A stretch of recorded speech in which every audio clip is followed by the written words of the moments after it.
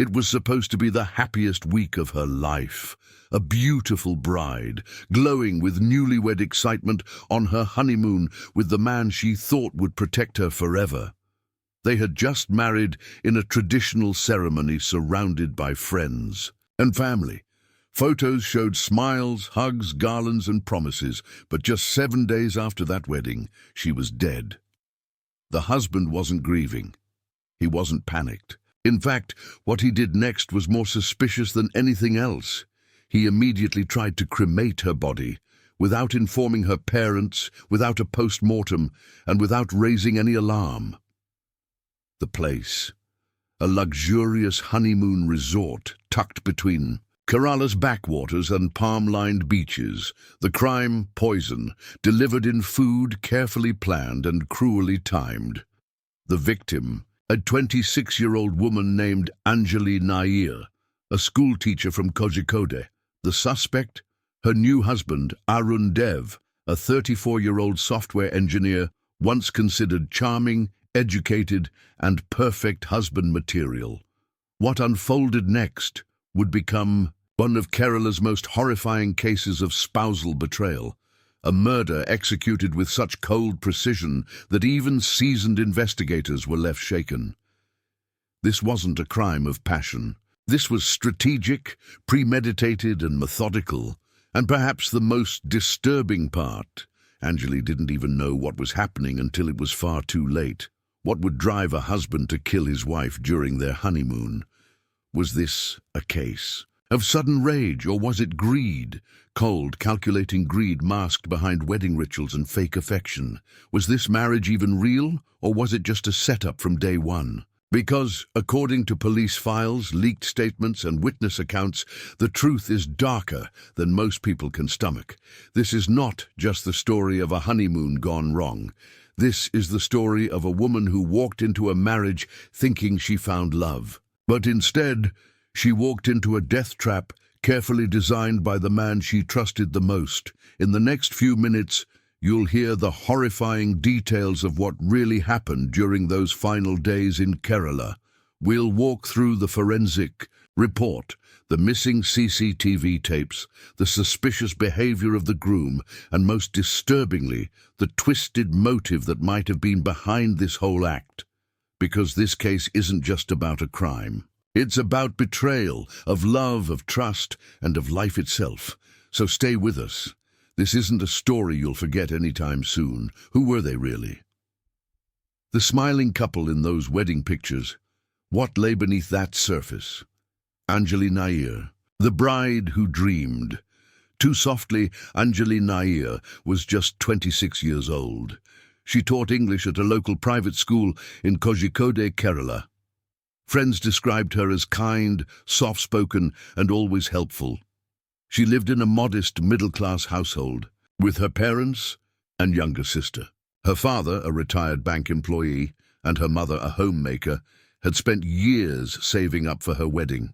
She wasn't the kind of woman who sought luxury. Her dreams were simple: a good husband, a family of her own, and a peaceful life.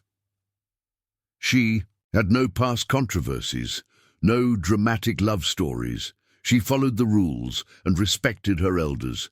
If you spoke to her close friends, they'd tell you she was the kind of person who'd avoid conflict even when she was clearly hurt. But in the months before her wedding, something changed. She started smiling less, asking quiet questions about adjusting in marriage, and sometimes appeared distracted. Nobody thought too much of it. Maybe it was wedding stress. Maybe she was just nervous. But now, those small signs feel like echoes of something darker. Arun Dev. The groom with the mask, Arun Dev, on the other hand, came from a more affluent background. He was 34, 8 years older than Anjali, and worked in Bangalore as a software engineer with a multinational company. To Anjali's family, he seemed like a dream match, well-settled, English-speaking, clean-cut, polite. But here's where things start getting blurry. People who knew Arun closely painted a different picture. He was a perfectionist, often arrogant, and very controlling in relationships. He'd been in and out of dating apps, had a reputation for emotionally manipulating partners, and was once engaged, but that engagement mysteriously broke off. None of this was disclosed to Anjali's family. His profile on the matrimonial site was spotless, a digital resume of charm. He visited Anjali's home twice before the marriage. During both visits, he played the role of the ideal man, modest, respectful, and soft-spoken, but privately, Aaron had different conversations. To his close friend, he reportedly joked, "Let's see how long this one lasts." It was brushed off as dark humor then, but after Anjali's death, that comment would haunt everyone, courtship or transaction.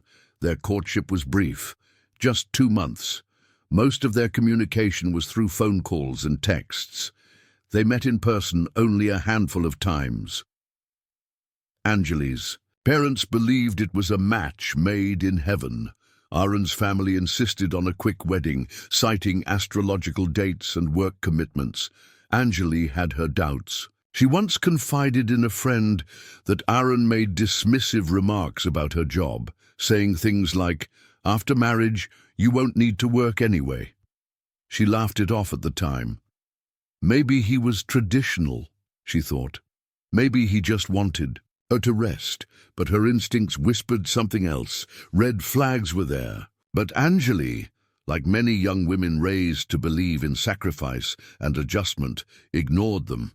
Or worse, she thought it was her duty to fix them, and so on a bright morning in October, surrounded by flowers and rituals, Anjali married Aaron. She said her vows, she smiled for the cameras, and then she left with him to begin what everyone assumed would be a new life. No one knew that it would end just days later. Kerala, God's own country, a place where couples come to begin new lives. But for Anjali, it became the last place she ever saw. Kerala, India's tropical jewel, is famous for its lush green landscapes, misty hills, and backwaters lined with coconut trees.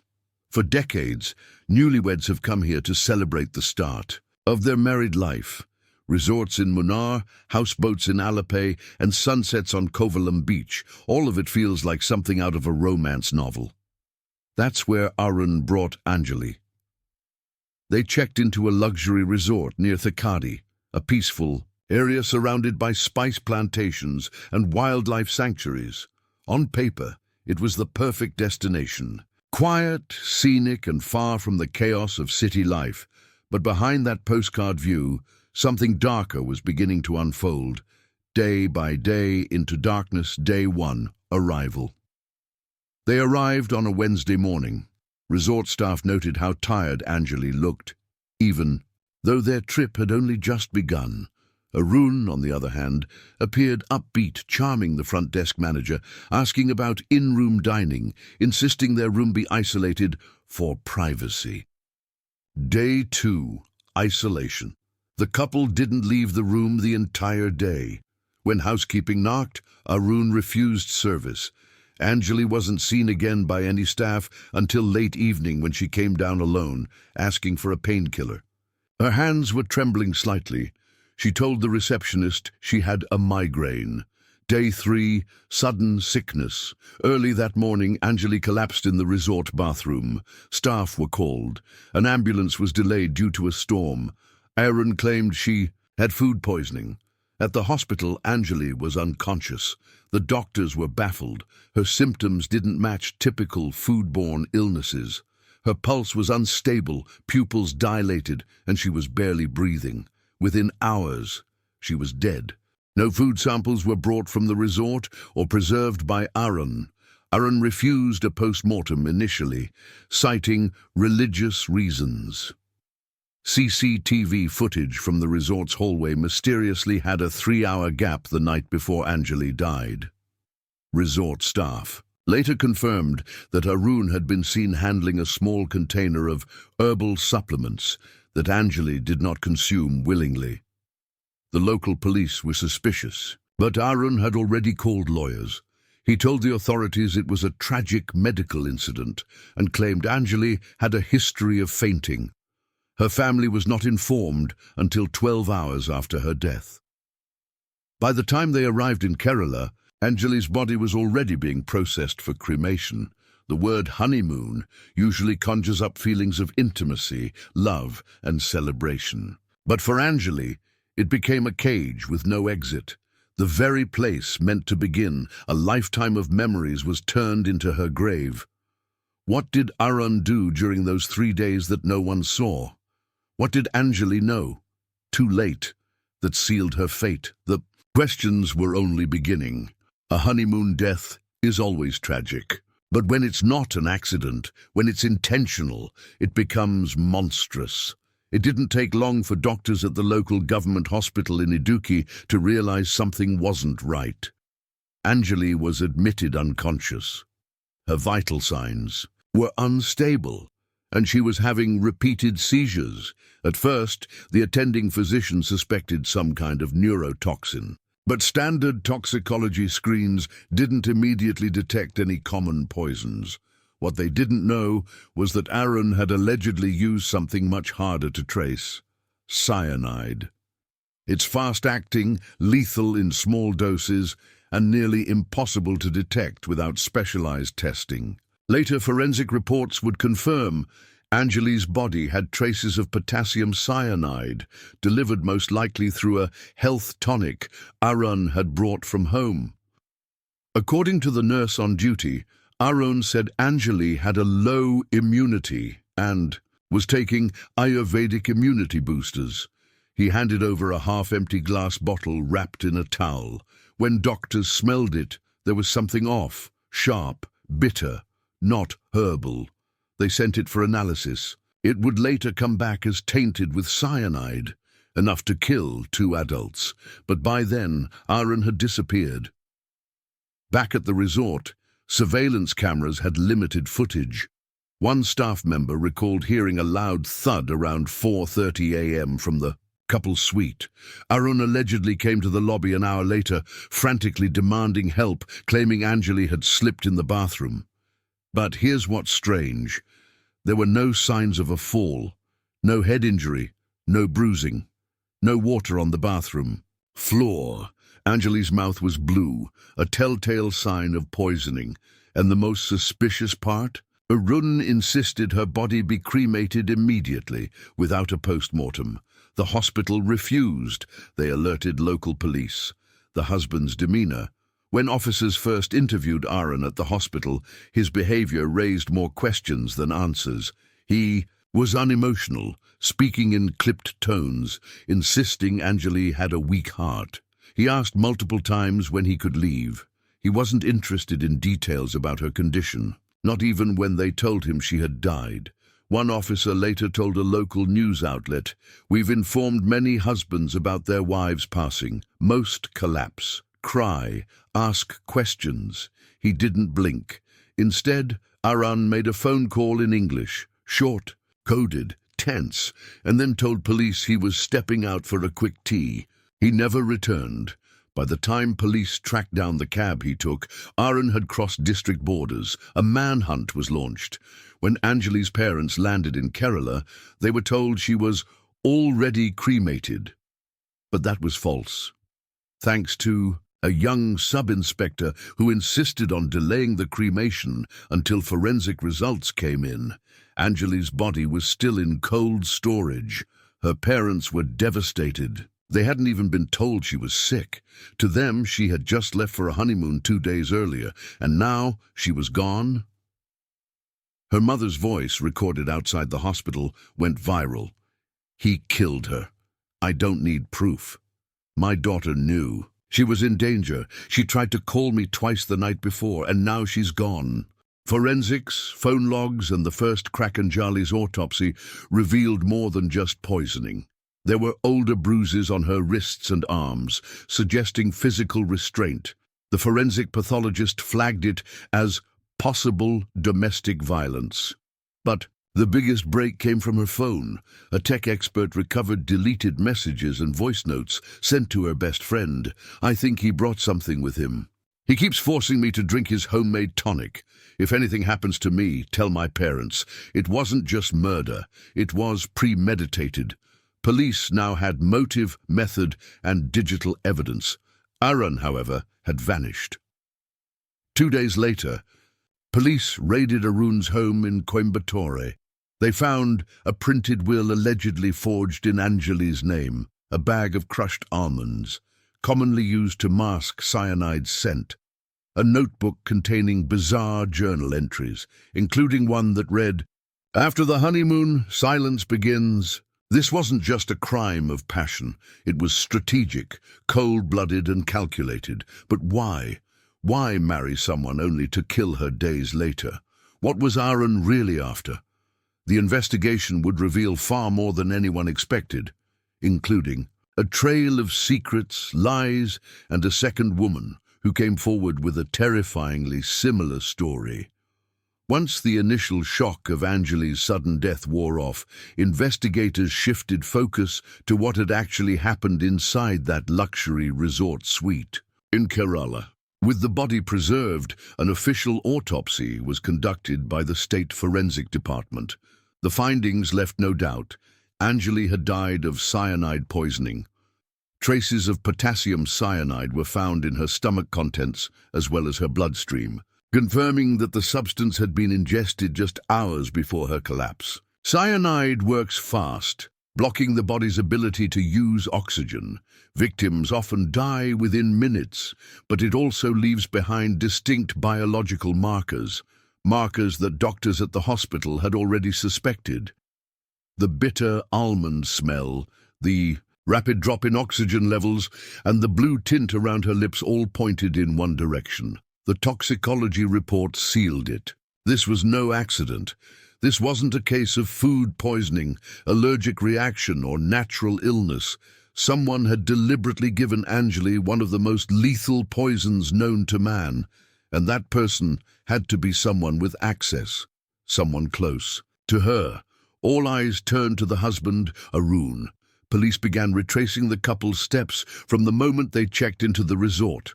Hotel staff confirmed that Arun had brought several personal bags and even carried a plastic container that, he said, held Ayurvedic supplements. One of the waiters remembered Arun requesting hot water to be delivered to the room each evening, claiming it was part of Anjali's health regimen.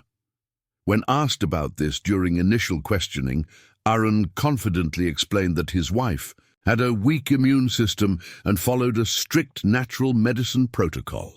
But when investigators asked for specific medical records or prescriptions, he had none. This inconsistency was the first red flag. But it was only the beginning. Forensic officers who searched the couple's room found the bottle in which Arun claimed to be storing the health tonic. It was half full. Tests on its contents revealed high concentrations of potassium cyanide. Even more damning was the fact that the bottle had been scrubbed clean on the outside, but not the inside cap. There were fingerprints on the inner rim that matched Arun's, suggesting he had handled the bottle multiple times, even after it was sealed. The packaging, meanwhile, was found to be fake, a common energy tonic brand with a forged label. Investigators then pulled Arun's recent purchase history and digital footprint. What they uncovered was alarming. Just 3 weeks before the honeymoon, Arun had visited a chemical supplier in Coimbatore. The vendor initially denied any illegal activity, but later confessed under pressure that Arun had purchased a compound used for pest control and paid in cash. That compound? Cyanide. The transaction was not registered under Arun's name, but CCTV footage confirmed his presence at the store on the day of the purchase. This proved premeditation. Simultaneously, investigators obtained Anjali's phone records and discovered several deleted messages and voice notes, which had been partially recovered by cyber forensics. In one message to her cousin, Anjali said she had been feeling unusually tired after drinking the tonic Arun had been giving her. In another, she said, "He watches me take it. He insists. I don't want to make him angry, but something doesn't feel right." These weren't random complaints. They were warnings, desperate hints left behind by a woman who sensed danger but didn't fully grasp the gravity of it until it was too late. Witness statements from the hotel staff further highlighted Aaron's odd behavior. The receptionist noted that Aaron had refused room cleaning service for 3 days straight. Housekeeping confirmed they were told not to enter unless called. This was unusual, especially for honeymooners who typically don't keep hotel staff out. Furthermore, security personnel mentioned that Haroon repeatedly asked whether CCTV footage was stored off-site or on local servers. He claimed he was concerned about privacy. In hindsight, this was a clear attempt to understand how traceable his actions were. Adding to the suspicion, Aaron had been in a rush to leave Kerala immediately after Anjali's death. He booked a cab not to the airport, but to a private bus stand. He told the driver he needed to reach Tamil Nadu quickly due to a family emergency. This behavior contradicted his statements to police just hours earlier, when he said he planned to stay in Kerala for a few more days to process his grief. Not only was he trying to escape, but investigators now suspected he had a clear exit strategy in place even before the murder. The turning point in the case came when police retrieved Arun's laptop from his apartment. Inside his browser history was a string of disturbing search queries, all made in the weeks leading up to the honeymoon. These included how to kill without leaving evidence, natural poison undetectable, cyanide dosage for humans, and can cyanide be traced in autopsy. The most chilling of all was a bookmarked page from a dark web forum titled Perfect Murder Methods. At this point, authorities had enough evidence to issue a formal arrest warrant. Arun was declared a fugitive and an interstate alert was issued. But he had already gone off the grid. As the net closed in, investigators began uncovering even more.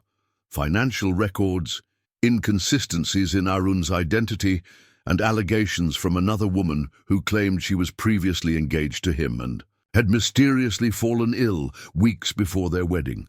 The evidence wasn't just piling up, it was becoming overwhelming. Aaron hadn't just killed his wife. He had planned it meticulously, tested the method, erased digital footprints, and even tried to flee before the first autopsy report came back. But what was his true motive? Was it money, revenge, or something even more sinister? That's what investigators were about to uncover next.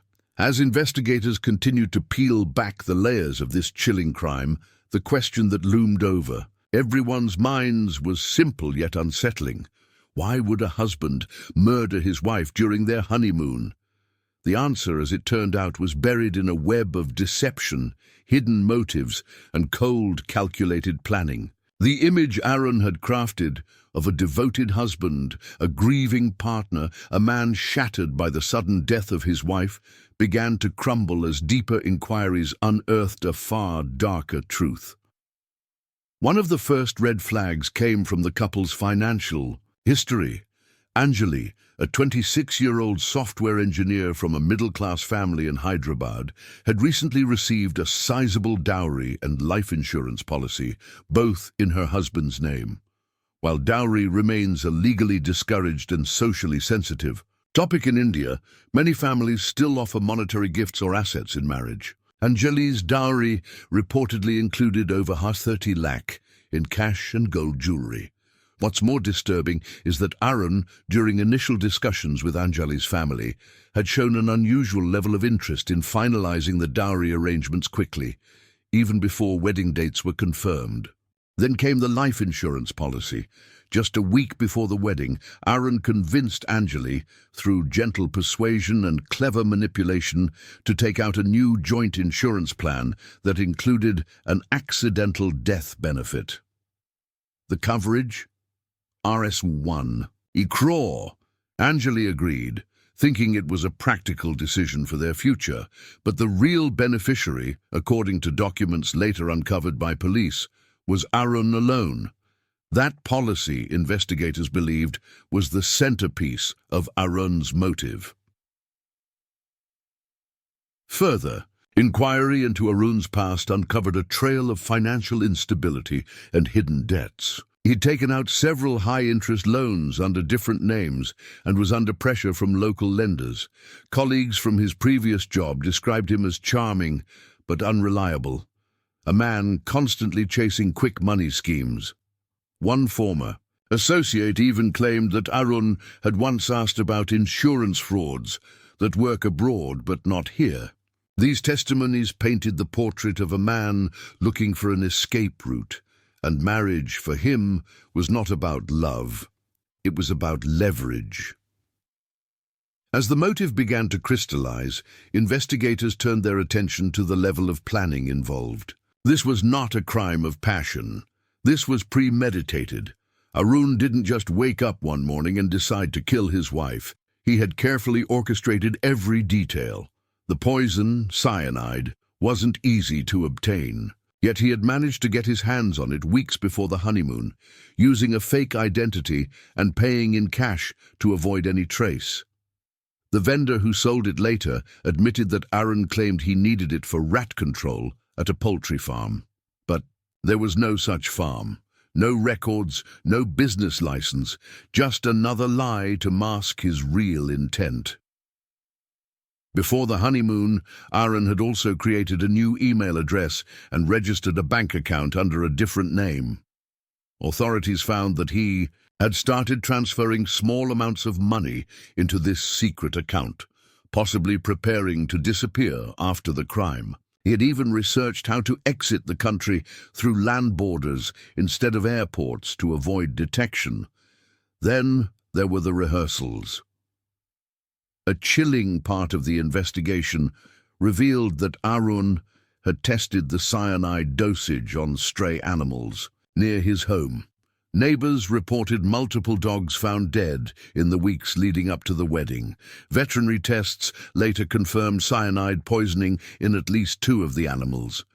This suggested Arun not only wanted to be sure the method worked, but wanted to fine-tune the timing, effects, and dosage. It was precision murder disguised as a tragic accident. Even the choice of Kerala as a honeymoon destination now seemed deliberate. Far from both families, secluded, unfamiliar to local authorities. Arun chose a resort known for limited surveillance and lax internal security, places where people came to relax, not to question. From the moment the couple arrived in Kerala, Arun was in control. From the food she ate to the medication she was given, Anjali's life and death was in his hands. In hindsight, the signs were there. A manipulative groom, unusual financial arrangements, hidden debts, secret accounts, and a toxic plan put into motion long before vows were exchanged. Arun didn't just plan a wedding. He planned a perfect murder, but as the investigation tightened its grip, what Arun didn't plan for was how many people would fight for justice in Anjali's name, and the deeper they dug, the more secrets came to light. When the case finally reached court, it was already a national headline. The shocking death of a young woman on her honeymoon, poisoned by the man she had just married, had gripped the public's attention. By the time the trial began, the courtroom was filled with journalists, activists, and members of both families. The air was tense with anticipation. Everyone wanted answers and justice. The prosecution presented a meticulous case. They laid out a clear timeline, starting with Arun's financial desperation, the insurance policy signed just before the wedding, and his suspicious behavior both before and after Anjali's death. The toxicology reports were damning. Cyanide found in her system, consistent with ingestion just hours before she collapsed. Expert witnesses testified about the nature of the poison, how it reacts in the body, and how quickly it can kill. Forensic analysts showed that the poison was likely mixed into a drink she consumed at breakfast in the resort, prepared and served only by Arun. The evidence trail was tight. Purchase records traced the cyanide back to Arun through a vendor who remembered his face. Call logs showed multiple internet searches on how to use the poison discreetly. Even Arun's financial records betrayed his intent. Days before the Honeymoon, he made arrangements to move large sums of money, and just hours after Anjali's death, he contacted the insurance company asking about the claims process. It was cold, calculated, and cruel. Key testimony came from hotel staff, including a housekeeper who noticed Anjali looking visibly unwell days before her death, and a waiter who recalled Arun acting strangely after their breakfast. The same meal investigators believed was laced with poison. But perhaps the most heartbreaking moment came when Anjali's mother took the stand. Her tearful account of how her daughter seemed hesitant before the wedding and how she had confided her discomfort with Arun's possessive behavior left a deep impact on the courtroom. The defense, on the other hand, struggled to construct a plausible alternative narrative. They claimed Anjali had a pre-existing medical condition, suggesting a sudden cardiac event unrelated to poisoning. But the autopsy results were irrefutable, and the judge quickly dismissed those claims. They also attempted to argue that the poisoning could have been accidental, or that someone else could have tampered with her food. But they had no concrete evidence to support this. Arun's stoic demeanor throughout the trial didn't help either. His lack of emotion, his rehearsed responses, and his evasive answers only reinforced the prosecution's case. After weeks of intense proceedings, the court delivered its verdict. Arun was found guilty of murder under Section 302 of the Indian Penal Code. The judge, in a strongly worded statement, condemned the act as a betrayal of the highest order and sentenced him to life imprisonment without the possibility of parole. The courtroom erupted, not with cheers but with solemn relief. Anjali's family wept, finally given some sense of justice. Public reaction was swift. Social media exploded with debates around the misuse of dowry, the need for better marriage vetting, and the shocking ease with which someone could plan such a heinous act under the guise of love. Arun's face became synonymous with betrayal. The verdict not only closed one tragic chapter, but also ignited conversations across the country about safety, trust, and how love can be weaponized in the worst way possible. The aftermath of Anjali's tragic death left a profound impact not only on her family, but also on the local community. Her parents, still in shock from the loss of their daughter, struggled to come to terms with the fact that she had been betrayed by the very person she had entrusted with her life. For her family, the journey to justice was one fraught with grief and disbelief. They spent months preparing for the trial, a process that exposed the dark side of their daughter's marriage. The pain of losing a child, especially under such horrific circumstances, was exacerbated by the realization that Anjali had not only lost her life, but had done so in an environment that should have been filled with love and safety. In the local community, the case was widely discussed. Kerala, known for its serene landscapes and welcoming culture, found itself thrust into the spotlight for all the wrong reasons.